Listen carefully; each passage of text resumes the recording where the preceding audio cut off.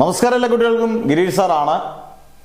BTech അവസാന നിമിഷം പഠനം പാളുമോ?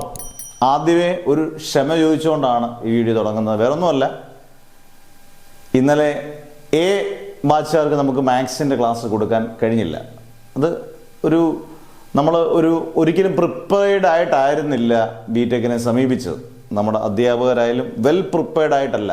പെട്ടെന്ന് ബിടെക്കിൻ്റെ S3 എക്സാം നടക്കുമെന്ന് പറഞ്ഞപ്പം തന്നെ ഒരു വിഭാഗത്തിന് ക്ലാസ്സുകളെല്ലാം അത്യാവശ്യം ക്ലാസ്സുകൾ പെട്ടെന്ന് ഒരു ദിവസം കൊണ്ടാണ് അത് തയ്യാറാക്കിയത്. പക്ഷേ എ ബാച്ചിന് അത് ഒരു ദിവസം കൊണ്ട് തയ്യാറാക്കാനുള്ള സമയം നമുക്ക് അധ്യാപകർക്ക് പോലും യഥാർത്ഥത്തിൽ കിട്ടിയില്ല. ഒരു ദിവസം കൊണ്ട് തയ്യാറാക്കി പെട്ടെന്ന് കുറച്ച് ക്വസ്റ്റ്യൻ ഇട്ട് ഞാൻ കുട്ടികളോട് ചെയ്യുന്നൊരു നല്ലതാണെന്ന് എനിക്ക് തന്നെ തോന്നിയില്ല. കാരണം ചെയ്യുമ്പം അത്യാവശ്യം പെർഫെക്റ്റ് ആയിട്ട് ചെയ്യണം, അല്ലെങ്കിൽ ചെയ്യരുത് എന്ന് വിചാരിക്കുന്നതുകൊണ്ടാണ്. ഇനി ഉറപ്പായിട്ട് S3യുടെയൊക്കെ ബാക്കിയുള്ള ക്ലാസ്സുകളൊക്കെ നിങ്ങൾക്ക് ഉറപ്പായിട്ട് പ്രതീക്ഷിക്കാം എന്ന് ഞാൻ ഉറപ്പ് പറയും. പക്ഷേ ഇപ്പം എനിക്ക് എ ബാച്ചിൻ്റെ ക്ലാസ് ഇടാൻ പറ്റിയില്ല. നിങ്ങൾ പരീക്ഷയ്ക്ക് എങ്ങനെ ഉണ്ടായിരുന്നു എന്നൊക്കെയുള്ള കമൻറ്റ്സ് പറയും. എന്തായാലും മോശമില്ലാത്ത രീതിയിലൊക്കെ ബാക്കിയുള്ളവർക്ക് ബി ബാച്ചിനും ബാക്കിയുള്ളവർക്കെല്ലാം എഴുതാൻ പറ്റിയെന്ന് ഞാൻ വിചാരിക്കുന്നത്. കാരണം ഒരു വിഭാഗത്തിന് അത്യാവശ്യം കുഴപ്പമില്ലാത്ത ക്ലാസ്സുകൾ നമുക്ക് കൊടുക്കാൻ പറ്റി, ഒരു വിഭാഗത്തിന് ഒരു ക്ലാസ് പോലും കൊടുക്കാൻ പറ്റിയില്ല. എന്തായാലും നമ്മളെപ്പോഴും ബിടെക്കിനെ സമീപിക്കുക. 2015 KTU തുടങ്ങുമ്പം അവിടുത്തെ ഒരു കോളേജിലെ ഒരു അധ്യാപകനായിട്ട് നമ്മൾ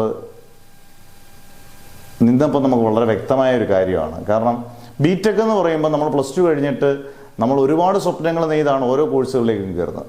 ബിടെക്കിൻ്റെ പഠനം നല്ല രസമായിട്ട് ഇങ്ങനെ പഠിച്ച് നമ്മൾ ക്ലാസ്സിലൊക്കെ ഇരുന്ന് ഉറങ്ങി നമ്മൾ അടിച്ച് പൊളിക്കുന്നു, ആർട്സ് സ്പോർട്സ് ഇങ്ങനെയൊക്കെ പോയതിനു ശേഷം ലാസ്റ്റിൽ എപ്പോഴും ഞാൻ കണ്ടിട്ടുണ്ട് സീനിയറായിട്ടുള്ള പിള്ളേർ ഒരു കുറച്ച് 2-3 വർഷത്തെ പ്രീവിയസ് ഇയർ എടുത്തിട്ടൊന്ന് കാച്ചടേ ഒന്ന് നോക്കടേ, അതിൽ നിന്ന് നല്ല ശതമാനം ക്വസ്റ്റ്യൻസ് ചോദിക്കും. അത് തന്നെ ഒരു വലിയ പാളിച്ചയാണ്. വളരെ അപൂർവമായിട്ട് അങ്ങനെയുള്ളൂ അത് റിപ്പീറ്റഡ് ക്വസ്റ്റ്യൻസ് ഒക്കെ വരുന്നുള്ളൂ. ഇപ്പോൾ അന്നേരം അത് നമ്മൾ നോക്കിക്കൊണ്ട് നമ്മളൊന്നും കിട്ടുന്നില്ല എന്നുള്ള രീതിയിലോട്ട് മാറും.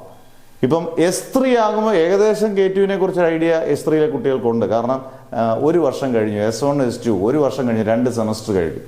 പക്ഷെ വരാനിരിക്കുന്ന S1 കുട്ടികളോട് എനിക്ക് പറയാനുള്ളത് വളരെ കരുതൽ വേണം. നല്ലതുപോലെ പഠിച്ചാൽ മാത്രമേ ബിടെക്കിന് ജയിക്കത്തുള്ളൂ. നല്ല മാർക്ക് മേടിക്കണമെങ്കിൽ അസാധാരണമായിട്ട് തന്നെ പഠിക്കണം. നമ്മൾ അതാണല്ലോ ഉദ്ദേശിക്കുന്നത്, നമ്മുടെ ഒരു ഫ്യൂച്ചർ.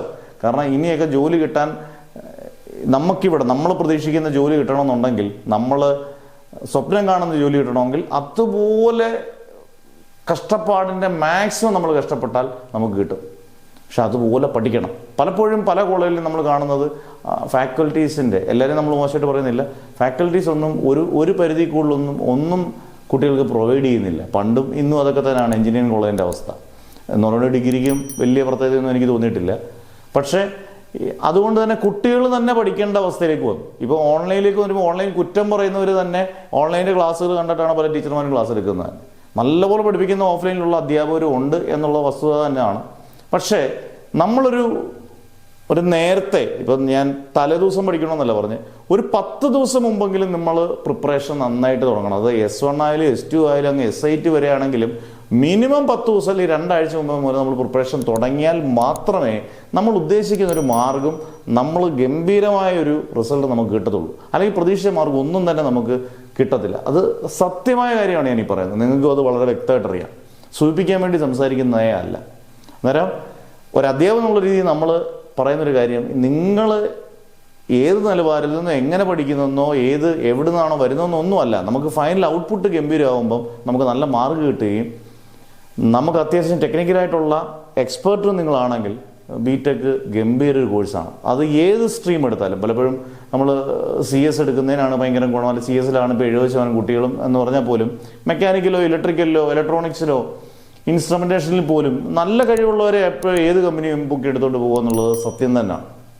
അതുകൊണ്ട് ഇപ്പോൾ തുടക്കമായിട്ടുള്ള S1കാരോട് പറയാനുള്ളത്, നമ്മൾ നേരത്തെ ക്ലാസ്സുകൾ, അടുത്ത ആഴ്ച തന്നെ ക്ലാസ്സുകൾ ഓൾറെഡി അവർക്ക് ദിവസവും ക്ലാസ്സിലിട്ട് പോകുന്നുണ്ട്, അറിയാത്തവരെ ശ്രദ്ധിക്കുക. ഇനി S1കാരെ നന്നായിട്ട് നമ്മൾ ഫോക്കസ് ചെയ്യുന്നതായിരിക്കും. അത് അത്യാവശ്യം വേണ്ട ക്ലാസ്സുകൾ, വളരെ ഗംഭീരമായ ക്ലാസ്സുകൾ നിങ്ങൾക്ക് കിട്ടും. നേരത്തെ നിങ്ങൾ സബ്സ്ക്രൈബ് ചെയ്ത് ഫോളോ ചെയ്ത് പോവുക. എന്നെക്കൊണ്ട് ചെയ്യാൻ പറ്റുന്നത് നിങ്ങൾക്ക് ചെയ്തു തരാം. ഉറപ്പായിട്ടും കോവിഡിൻ്റെ സമയത്ത് അധികം ചാനലുകളൊന്നും ഇല്ലാത്ത സമയത്ത് നമ്മളെക്കൊണ്ട് ലിമിറ്റിൽ നിന്ന് ഒരുപാട് കാര്യങ്ങൾ ചെയ്തു എന്നാണ് ഒരു മാഷ് എന്നുള്ള രീതി ഞാൻ വിശ്വസിക്കുന്നത്. അങ്ങനെയുള്ള കുട്ടികൾക്കറിയാം, അന്നത്തെ കുട്ടികൾക്കറിയാം. അതുപോലെ തന്നെ എന്നെക്കൊണ്ട് ചെയ്യാൻ പറ്റുന്നൊരു പരിധി ഉണ്ടായിരിക്കും. ആ പരിധിയുടെ മുകളിൽ നിന്നോട് ഉറപ്പായിട്ടും ചെയ്യുമെന്ന് ഞാൻ നിങ്ങൾക്ക് ഉറപ്പ് തരുന്നു.